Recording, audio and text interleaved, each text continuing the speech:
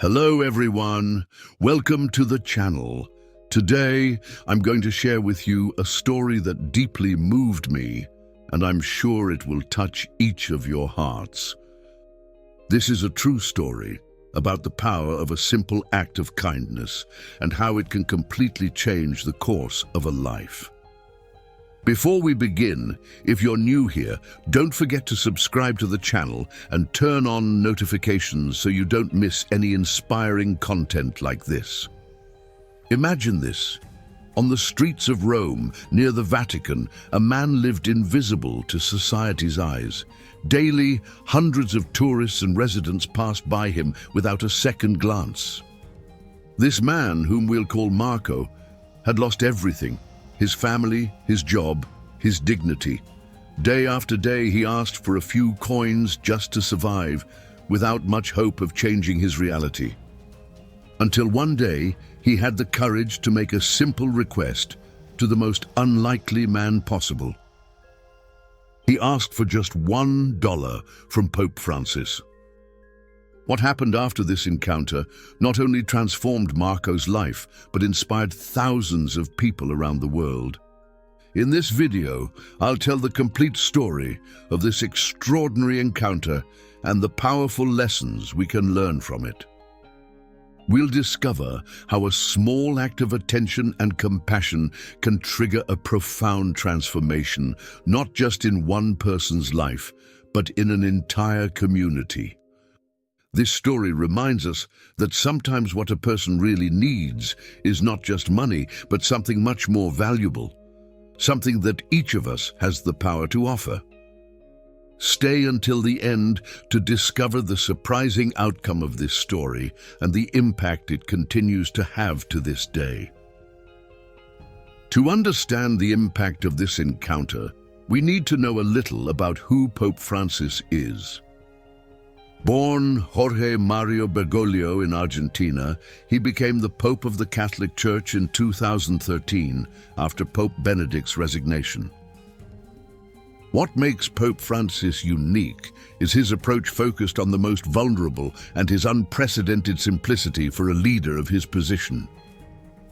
Francis refused to live in the traditional apostolic palace, opting for a simpler apartment. He frequently escapes protocol to be closer to ordinary people.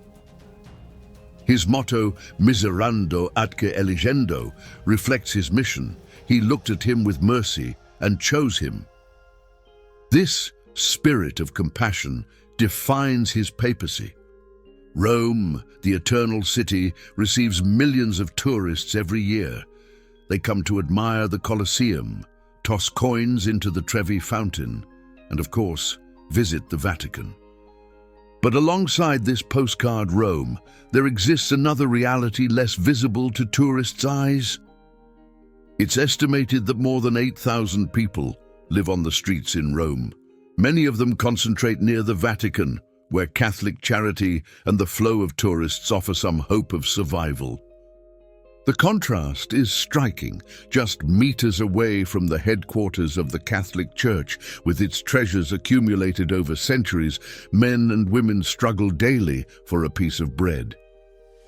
This reality doesn't go unnoticed by Pope Francis, who has ordered the installation of showers for homeless people near St. Peter's Square and provided free medical assistance. Marco, a fictional name to protect his identity, is 58 years old. Before living on the streets, he was a skilled carpenter with a small workshop on the outskirts of Rome. His life was simple but stable until a series of events changed everything. First came the economic crisis, which drastically reduced his clients. In less than 2 years, Marco lost his workshop, his home, and contact with his family. Without a support network, he found himself on the streets of Rome. Like many in his situation, Marco found refuge near the Vatican. For 4 years, he slept in different spots around St. Peter's Square. Gradually, he became a familiar figure to some local guards and workers, but remained invisible to most people. Marco had not only lost his material home, He had lost his identity, his self-esteem, and gradually his hope. During his first years on the streets, Marco tried to get temporary jobs. He painted walls, carried boxes, did anything that came up. But gradually, his deteriorated appearance and lack of a fixed address made it increasingly difficult to find work. That's when he started asking for money, at first with shame and discomfort, eventually with resignation. Marco developed a routine. In the morning, he would ask around the Vatican. In the afternoon, he would move to nearby tourist areas. He had a different approach. He wasn't aggressive. He didn't chase people. He just sat with a small sign made of cardboard where he wrote, "A little help, please. God bless you." On most days, he managed to collect enough for a meal and maybe a coffee. It was a Wednesday in October. The sky was exceptionally blue over Rome, and the gentle breeze carried the first fallen leaves of autumn. That day began like any other for Marco. He woke up at dawn under the arcade of a nearby building, put his few belongings in a worn backpack, and headed to his usual spot near St. Peter's Square. What Marco didn't know was that this wouldn't be an ordinary day at the Vatican.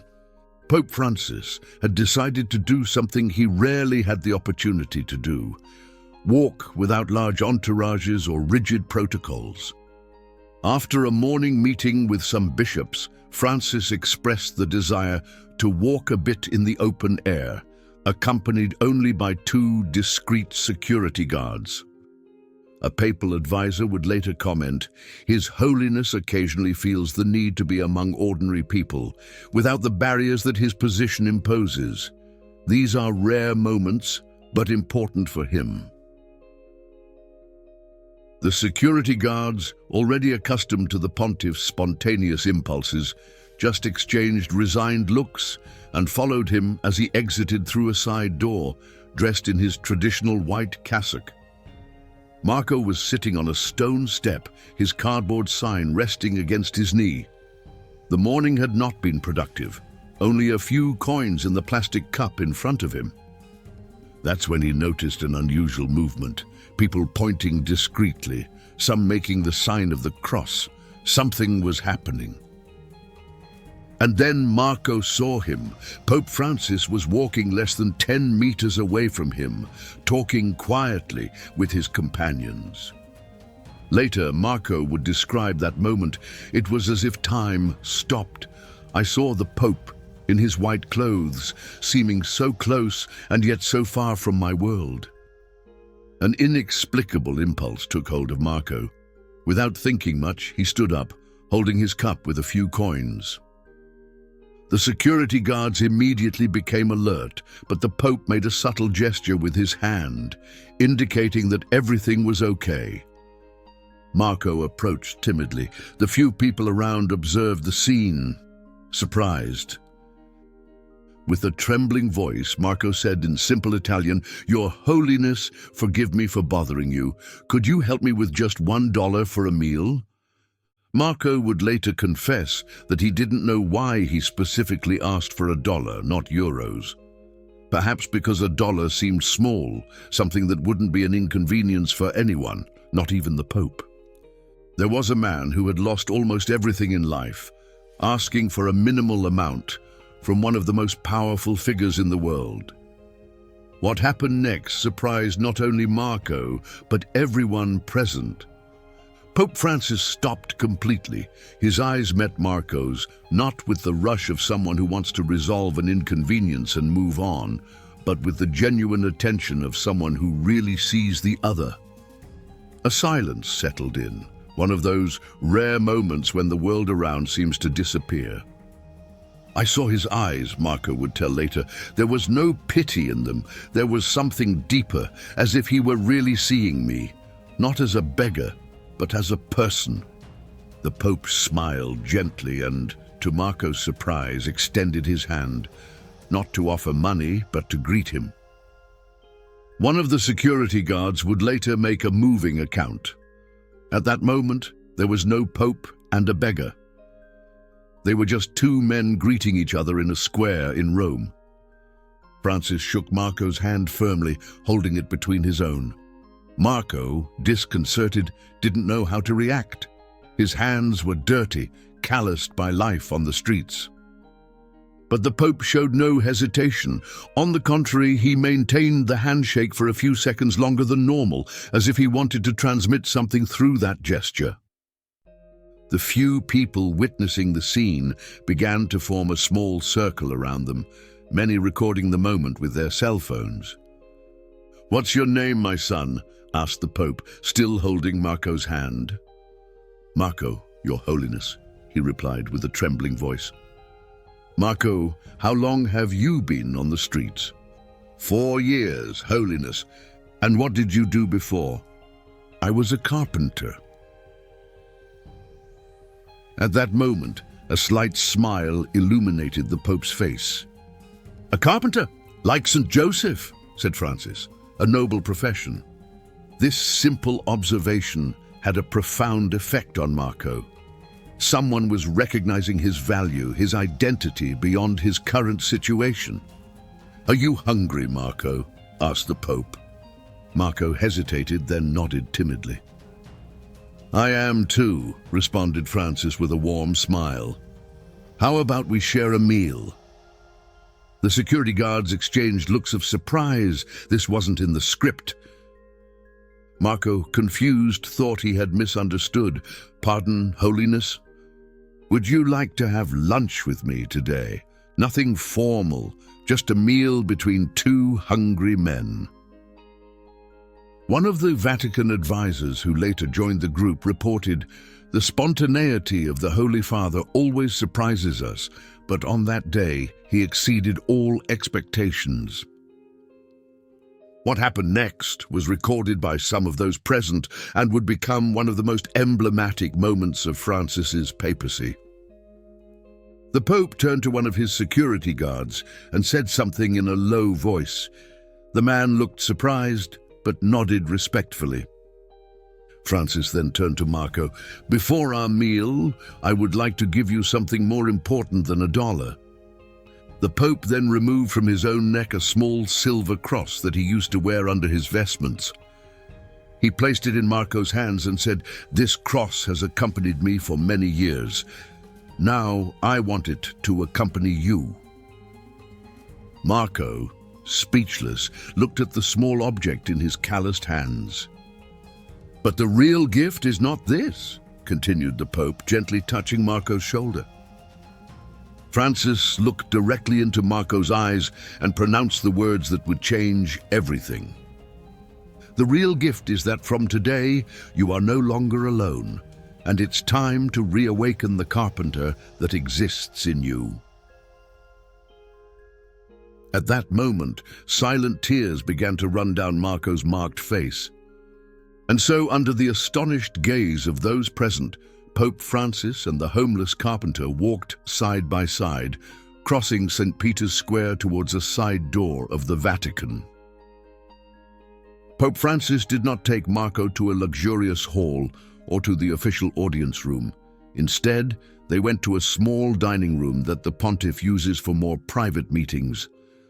A Vatican employee who witnessed the scene reported, "It was surprising. His Holiness entered with that man visibly homeless, asked that we prepare a simple meal for two, and requested that they not be disturbed for at least an hour. The table was set with simplicity: bread, cheese, some fruit, homemade soup, and water. No special silverware or luxurious dishes." A significant detail, the Pope insisted that identical plates be served to both.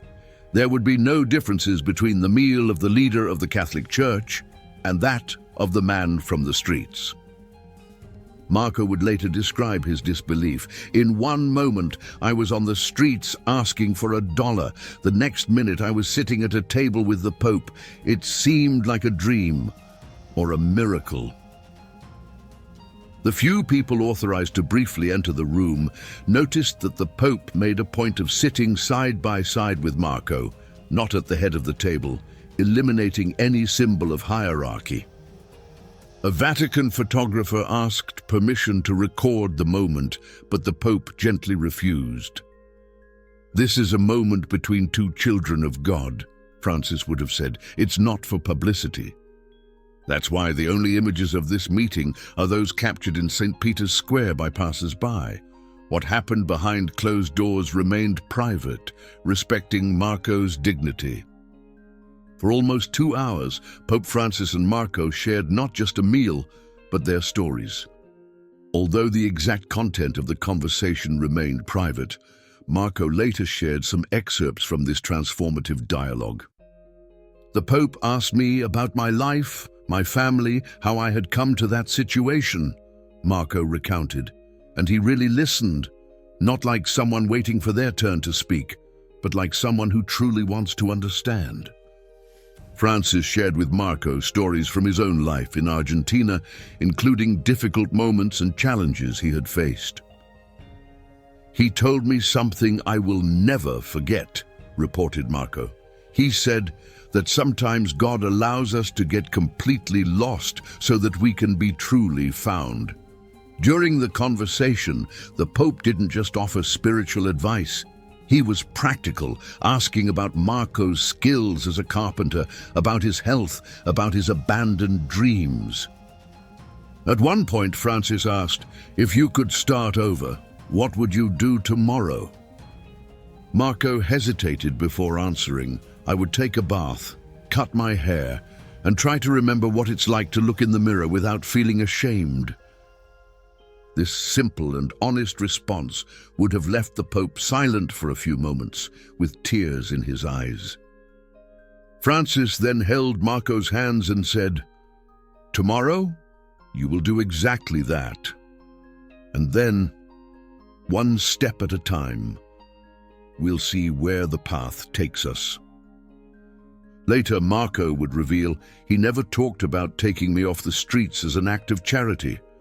He talked about walking together on a journey of recovery. He gave me back something I had lost a long time ago, my dignity. At the end of the meal, Pope Francis didn't limit himself to good intentions. He immediately mobilized church resources to help Marco. The first step was practical and immediate. The Pope called Cardinal Konrad Krajewski, known as the Pope's Almoner, responsible for the Vatican's charitable works. Cardinal Krajewski would later report, "His Holiness was very clear. He said he didn't just want a temporary solution, he wanted a complete reintegration program, starting that very day." Marco was taken to one of the shelters maintained by the Holy See near the Vatican. There he received clean clothes, personal hygiene items, and a private room, something he hadn't had for years.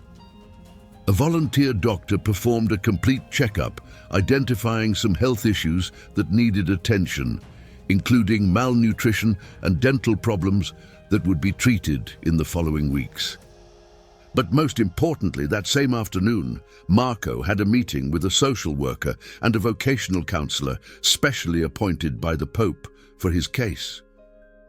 The plan wasn't just to get Marco off the streets, but to restore his autonomy and dignity through a structured process. The Pope also made a special request that Marco could use a small carpentry workshop maintained by the Vatican for restorations, where he could practice his skills and eventually train to return to the profession.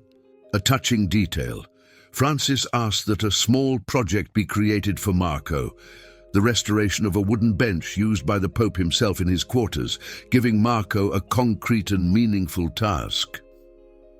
Father Paolo, responsible for the coordination, would later comment, "It wasn't just about giving. It was about recognizing the value and potential of a human being that society had discarded."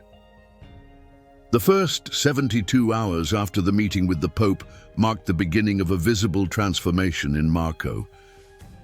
A shelter volunteer described, "It was like watching a person re-emerge, not just physically, but there was a different light in his eyes." Marco began to follow a structured routine: community breakfast, sessions with the counselor, a few hours in the carpentry workshop, regular meals, and, for the first time in years, peaceful sleep in a real bed. In the first days, Marco still struggled with distrust and fear that everything would be temporary. Years on the streets had taught him not to believe in miracles. Sister Lucia, who works at the shelter, said, "On the third day, I found Marco meticulously making his bed. When I asked why, he said he wanted to show that he deserved to be there. It was moving to realize how he longed to prove his worth." On the fourth day, something significant happened. Marco completed his first project in the carpentry workshop, a simple repair on the Pope's bench. When he finished, he cried at seeing the result of his work. One of the instructors reported he stared at his own hands as if rediscovering that they could still create, not just beg. In the first week, Marco also began to make contact with other shelter residents, slowly rebuilding social skills that had deteriorated during his isolation on the streets. Particularly touching was when, on the sixth day, Marco asked to write a thank you letter to the Pope. A volunteer helped with paper and pen, but the words were uniquely his. Part of that letter, which Francis would later keep in his breviary, said, "Holiness, you have not only given me shelter and food, you have given me back the eyes to see myself as God sees me. I am still learning to believe in that image." Pope Francis didn't want the help to Marco to be an isolated event or to end after a few weeks. He established a long-term plan. Through the Apostolic Almonry, a personalized 2-year reintegration program was created, divided into clear stages. First semester, physical and psychological recovery, adaptation to the new routine, therapy, and basic retraining in carpentry. Second semester, advanced professional training, obtaining complete legal documentation, seeking reconnection with family members when possible. Second year, gradual transition to independent housing, integration into the labor market with continued support, participation in a support group. Marco's program was funded directly by the Pope's personal charity fund, but with an important component. As Marco began to work, he would contribute a small percentage to help others in a similar situation. Cardinal Krajewski explained, "We didn't want to create dependency, but empowerment. From the beginning, we made it clear that Marco was not a passive recipient of charity, but an active participant in his own recovery." This structured support model, later known as the Carpenter Project, would be expanded to help dozens of other homeless people in Rome, inspired by the experience with Marco. A fundamental element of the program was dignity. Marco was never presented as a charity case or used for publicity. His privacy and autonomy were respected at every step. Several people involved in Marco's transformation process witnessed the profound impact of this unexpected encounter. Sister Lucia, the most beautiful thing was to see how Marco began to help other residents of the shelter. He, who needed so much help, soon became someone who offered support to newcomers. In particular, a testimony from Marco himself captured the essence of the transformation. "On the streets, I had become invisible. The Pope saw me. He didn't just look at me, but really saw me. And when you are truly seen after years of invisibility, you begin to see yourself again too." 2 years have passed since that extraordinary encounter in St. Peter's Square. The transformation in Marco's life is almost impossible to believe. Today, Marco has not only left the streets behind, he has rebuilt his life in ways that not even he imagined possible. After completing the 2-year reintegration program, Marco now works in a small antique furniture restoration workshop in Rome, a talent he rediscovered during his training at the Vatican. His specialty has become restoring historical pieces from churches and chapels, returning beauty to objects that, like him, had been considered beyond repair. Marco lives in a small apartment in the Trastevere neighborhood, modest but impeccably maintained. A touching detail: on the wall of his living room there is a small photograph of him with Pope Francis, taken 1 year after their initial encounter. One of the most significant moments of this new phase occurred when Marco was able to save enough money to send a small amount to his ex-wife and daughter, with whom he had lost contact. This gesture opened the way for a gradual reconciliation. Marco's daughter Julia shared, "For years, I thought my father had abandoned us or perhaps had died. Discovering that he was not only alive but had found a way back to life was like receiving a miracle." Today, Marco not only supports himself with his work, he also dedicates 2 days a month as a volunteer in the program that helped him, teaching basic carpentry skills to others who are beginning their journey to leave the streets. In a recent interview with a local newspaper, Marco declared, "I have not only recovered my life, I found a greater purpose in it. Each piece I restore reminds me that nothing and no one is beyond restoration." When asked about the silver cross that the Pope gave him in their first meeting, Marco smiled and showed that he still wears it every day, hidden beneath his shirt, close to his heart. Although the initial encounter between the Pope and Marco was only partially recorded by passers-by, the story eventually came to light through Vatican employees and volunteers from the assistance program. Initially, the Vatican maintained discretion, respecting Marco's privacy. It was only when he himself decided to share his story about 8 months after the encounter that the full details became known. The story was first published in a small Italian Catholic newspaper, then picked up by international outlets such as The Guardian, BBC, CNN, and Le Monde. The impact was immediate and extraordinary. On social media, the hashtag #1 to the Pope went viral, inspiring people to share their own stories of transformative encounters. Journalists and commentators highlighted how this story captured the essence of Francis's papacy: proximity to the marginalized, focus on human dignity, and concrete actions beyond words. Rachel Montgomery from CNN commented, "In a world saturated with calculated public gestures, the encounter between the Pope and Marco resonates because it was genuine, private, and transformative. It wasn't planned for the cameras." Various religious leaders from different denominations and even political figures cited this story as an example of effective compassion. The Dalai Lama, when informed about the case during an inter-religious conference, reportedly commented, "This is true spiritual work, not to convert, but to transform, not to preach, but to act." The most significant aspect of the repercussion was not the momentary fame, but how the story stood the test of time, being regularly retold and cited as an example of the power of a genuine gesture. The impact of the encounter between the Pope and Marco went beyond inspiration. It generated concrete actions around the world. The Carpenter Project, initially created for Marco, was expanded by the Vatican to welcome dozens of homeless people in Rome, focusing on reintegration through professional skills. The unique model of this project, combining temporary housing, healthcare, professional training, and long-term follow-up, proved to be remarkably effective, with a success rate of 78% in sustainable reintegration. In Barcelona, a group of Catholic businessmen created the $1 program, directly inspired by Marco's story.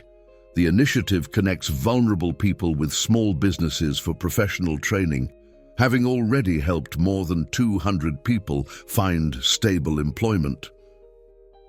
In New York, the local archdiocese adapted the concept to create reintegration workshops in 5 different areas: cooking, carpentry, gardening, sewing, and basic technology.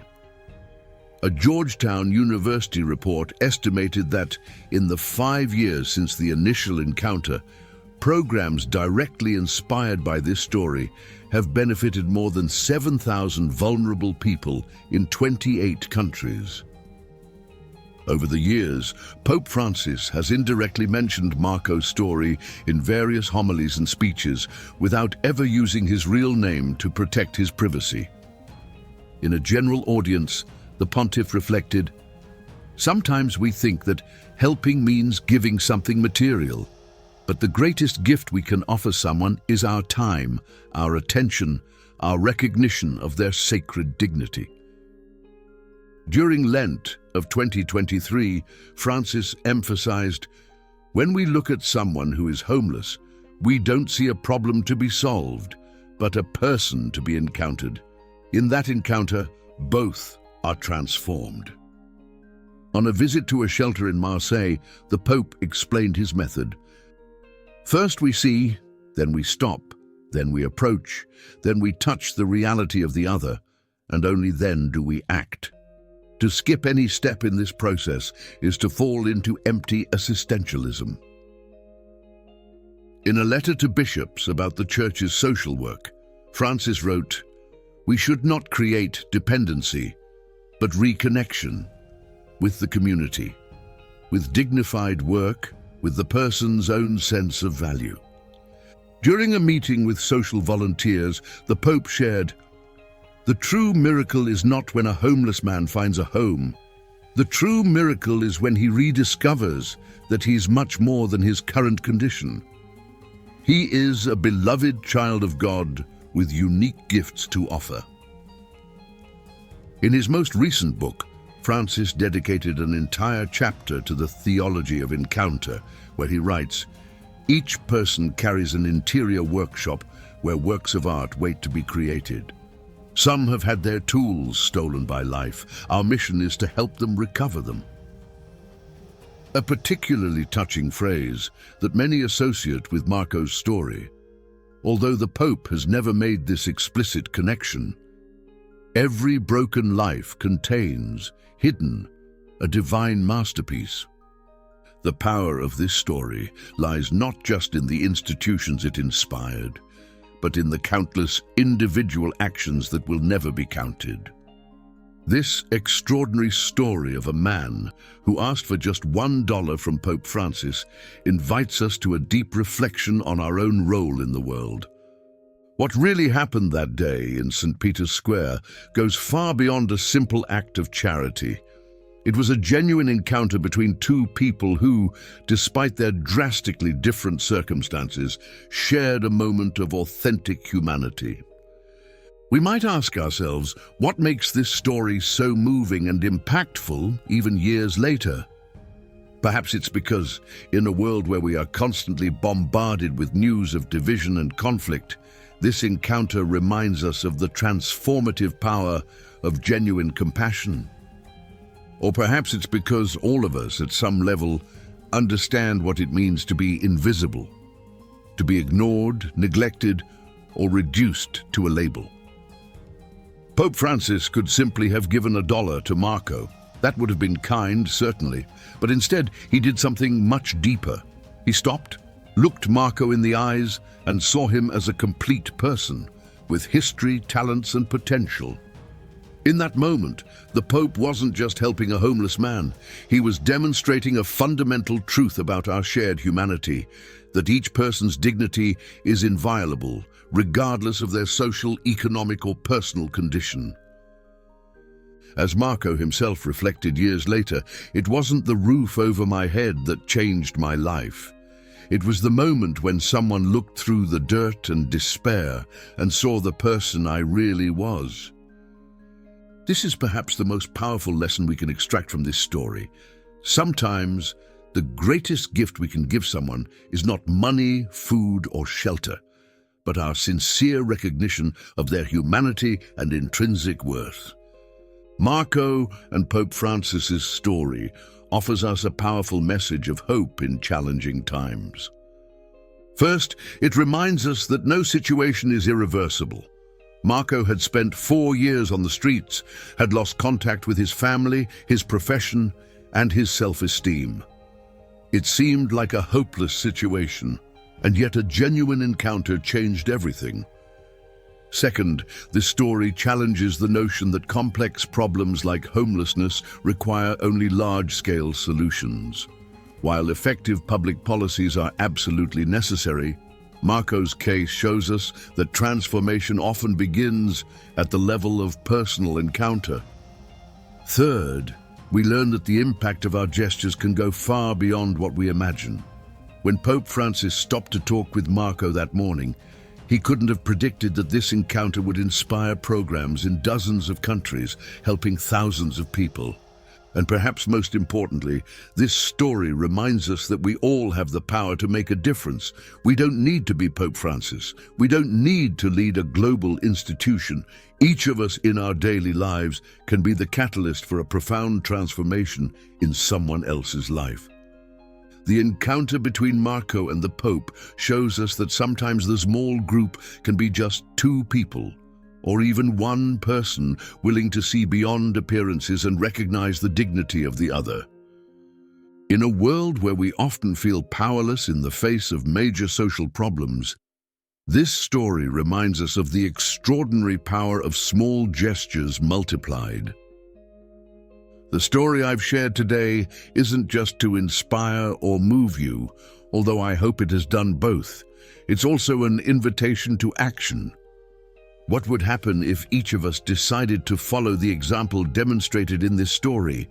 What if, instead of looking away, we chose to really see the marginalized people in our communities?